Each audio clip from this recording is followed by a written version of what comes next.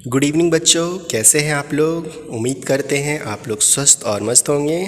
तो बच्चों, आज आप लोगों के लिए मैं एक स्टोरी लेकर के आया हूँ। हिंदी का एक कहानी है जिसे आप लोगों को रीड करना है, पढ़ना है और पढ़ने का कोशिश करना है। किस तरह से पढ़ा जाता है उसे सीखना है, ठीक है। तो आप लोग भी मेरे पीछे पीछे रिपीट करेंगे। मैं पढ़ूँगा, आप लोग भी रिपीट करेंगे और अच्छे से प्रयास करेंगे और अपना रीडिंग को अच्छा करेंगे, ठीक है बच्चों। तो हमारा जो स्टोरी है, कहानी है, उसका नाम है कलाकार का असंतोष, ठीक है। चलिए आगे कहानी को पढ़ते हैं। एक गांव में एक आदमी रहता था। वह मिट्टी की मूर्तियां बनाया करता था। उसकी बनाई मूर्तियां सुंदर होती थी, इसीलिए इसलिए वे बाजार में आसानी से बिक जाती थी। अच्छे दिन थे, उसका गुजारा मज़े में हो जाता था। जब उसका लड़का बड़ा होने लगा तो बाप ने आगे देखेंगे, बेटे के हाथ में हुनर देखकर उसे भी मूर्ति बनाने का काम सिखा दिया। अब बाप और बेटा दोनों मूर्तियां बनाने लगे।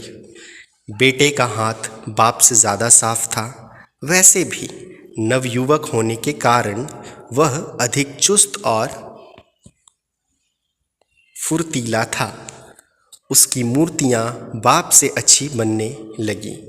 शुरू में तो उसकी बनाई मूर्तियां उसी दाम में बिकती थी जिस दाम में बाप की, लेकिन बाप की डांट खाने के बाद और अधिक ध्यान से काम करने के कारण उसकी बनाई हुई मूर्तियां बाप की बनाई हुई मूर्तियों से अधिक दाम पर बिकने लगी, ठीक है बच्चों। इस तरह से ये एक स्टोरी हो गया, कहानी हो गया। अब हम लोग दूसरी कहानी की तरफ बढ़ते हैं। दूसरी कहानी का जो नाम है वो है शिष्टाचार, ठीक है। अब कहानी को देखते हैं हम लोग। मगन मगन अच्छा लड़का है। मोहल्ले के सब लोग मगन को प्यार करते हैं। सभी उसकी बहुत बड़ाई करते हैं। मगन सबकी आंखों का तारा है। आखिर ऐसा क्या है मगन में कि सब लोग उसकी प्रशंसा करते नहीं थकते। मगन कभी झूठ नहीं बोलता। वह किसी की वस्तु नहीं चुराता। बुरी संगत से सदैव बचता है। अनुपयोगी वस्तुओं को इधर उधर नहीं फेंकता। हमेशा कचरा पात्र में ही कचरा डालता है। कभी अपने माता पिता की आज्ञा नहीं टालता। यदि कोई पड़ोसी भी काम बता दे तो मना नहीं करता।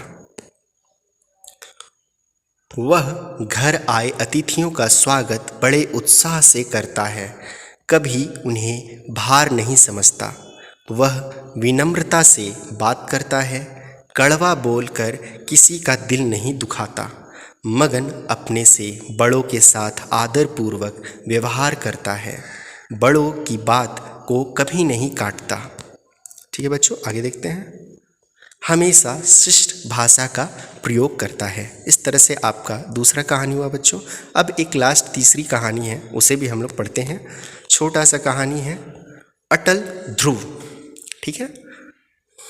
अटल ध्रुव की कहानी अब हम लोग पढ़ते हैं।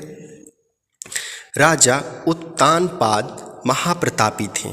उनकी दो रानियां थी, सुनीता और सुरुचि। दोनों का एक एक पुत्र था।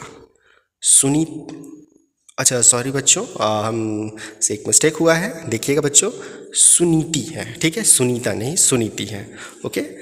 सुनीति के पुत्र का नाम ध्रुव और सुरुचि के पुत्र का नाम उत्तम था, ठीक है। आगे देखिएगा।